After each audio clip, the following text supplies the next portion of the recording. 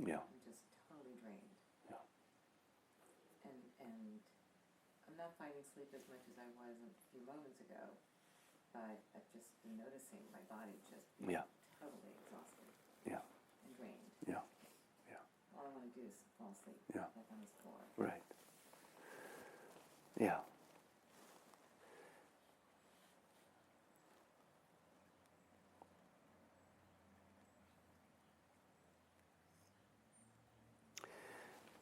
Okay. A few things about that. And you're tired and you're exhausted and feel like you want to go to sleep or falling asleep.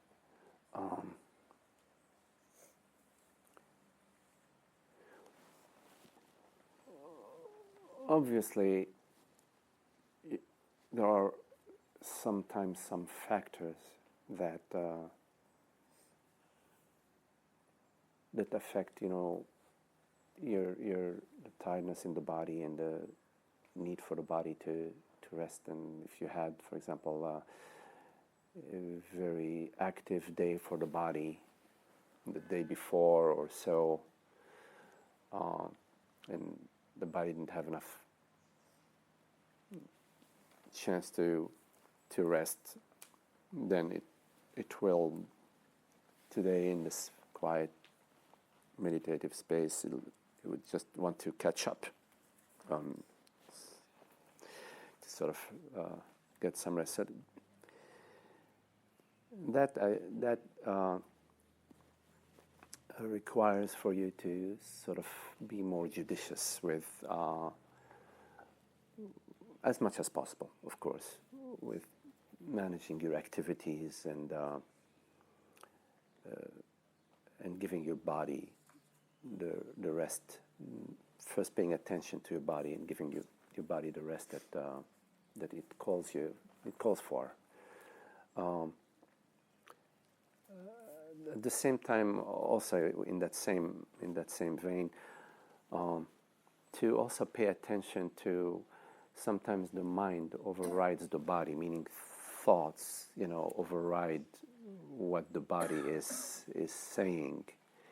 Body might be saying, "Hey, slow it down a little bit," but the mind overrides it and pushes the body, and so takes the body to a more exhausted, spending more energy than what it needs to recoup. So you also have to sort of take it easy a little bit with the mind and listen a little bit more to the body than to the mind, and trust that, work with that, explore that, because the mind most often, if not, I would capital most often, is being ridden by the I thought, by the I am this person and I have to do this and that in order to be happy or be safe or be secure or be loved or whatever. So you have to sort of take it easy with that and not just go with it, because the mind will push the body sometimes to utter exhaustion. On another hand,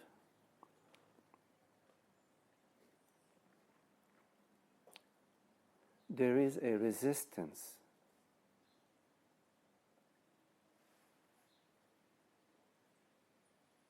to just being. The I thought doesn't want to just be, because being dissolves the I thought. It's an open field that is not like a me and a you. It's just pure presence. And the I thought doesn't say that. The I thought says, I am this person. I am not this pure presence. What are you talking about? I am me and you're you. So there is a resistance at the mind level to the hearing or the contemplation. And there is also a resistance at the body level. to pure presence. The body too rebels.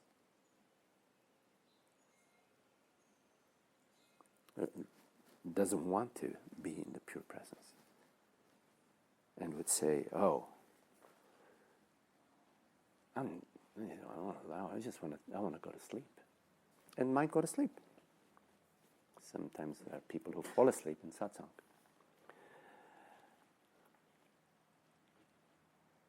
So I'm putting this out so that you become aware that the body is as much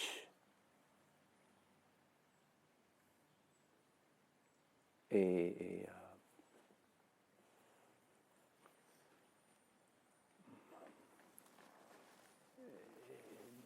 as much a companion, that's not the right word I'm looking for, associate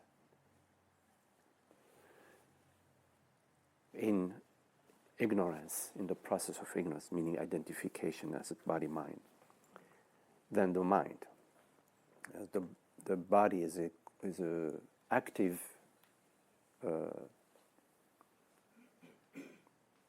partner in the resistance to the openness, the resistance to realization of the reality of consciousness.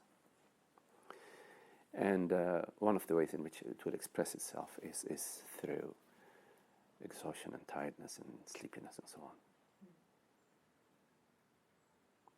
And if there is another question which you haven't formulated what to do about it,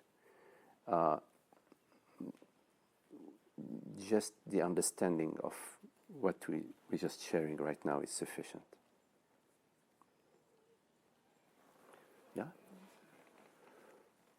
I have a question that it might be something similar to, I was sitting there meditating and then listening to you talk, and I kind of felt this clear, open presence, and then I got a pain right in the middle of my back. And it's something that even when I'm meditating, after about 20 minutes, it starts to activate. And when you were talking, I felt it kind of activate and then kind of expand. And, you know, I had switched my position. And I sometimes think that there's a lot more going on than just listening to words go back and forth. And I'm wondering when you feel something like that, or when you feel that, is that a resistance as well? Your body saying, I don't want to listen, I don't want to, or I'm resisting, or what could that be? First, you need to look at your posture. Okay, before we go, further with your question, you have to look at your postures, because you're sitting on the ground, so your back is not supported. There might be, you have to look at how the posture is and how you're meeting the bench that's behind you. But you did mention that that pain also in that sensation also in other circumstances besides now. So it could be that that there is a posture issue that doesn't necessarily have to do with your seat. You're being seated right now. If I may, just stay if you don't mind. Just seated just a little bit. Okay, so if you move just sit yourself, move yourself just slightly forward, slightly forward. I'm just gonna.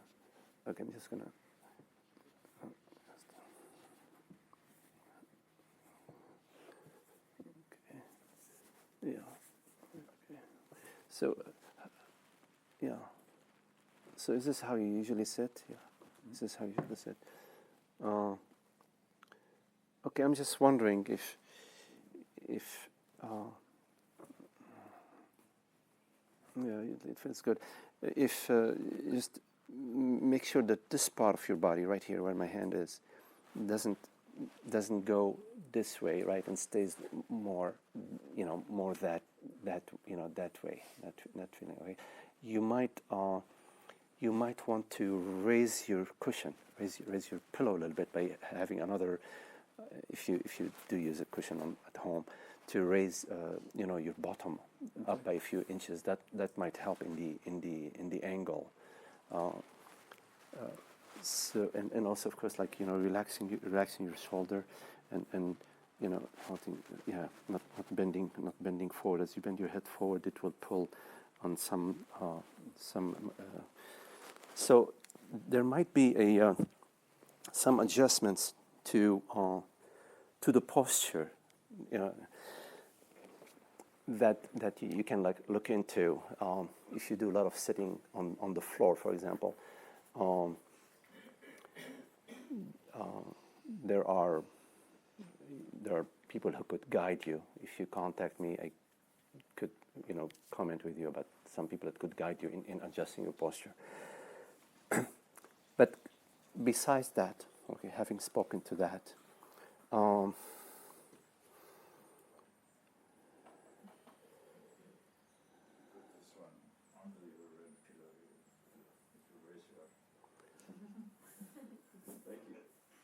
yeah, that could be, that could be, yeah. I did a lot of sitting, and I experienced lots of various and pains and different degrees of pain in different parts of my body, but it started mostly in the back, and I've had a lot of experience with that, and some of it was posture related, but some of the pain is just blocked energy. They're like blocked energy that reaches a certain intensity, and if you don't resist it, it will shift into. It will shift from being sort of like a knot to being a flow, like a galaxy. Those pieces of the galaxies, like a flow of energy, and then it will move. Right? It will move. The thing is not to resist it. Yeah? First your posture, and then simultaneously you can work on both your posture and with the pain simultaneously.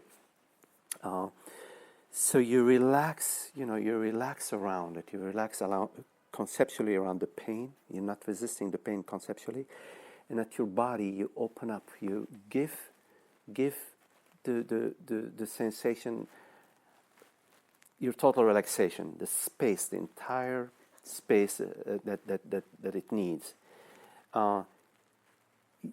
You might notice that it's not a fixed thing. That pain has a dynamic quality to it. It moves. There is a fluidity to it. But I wouldn't refer to your particular to body pain that you just referred to as a resistance. A resistance might exacerbate this pain, but there is already, whether it's a posture or whether it's some sort of previous knot from your history, there is already a condition that is in your body. All sorts of conditions in our body. It's a it's a vast realm.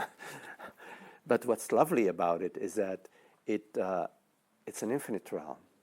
And it's a space where all these histories and all these events they can transform in that space, and they can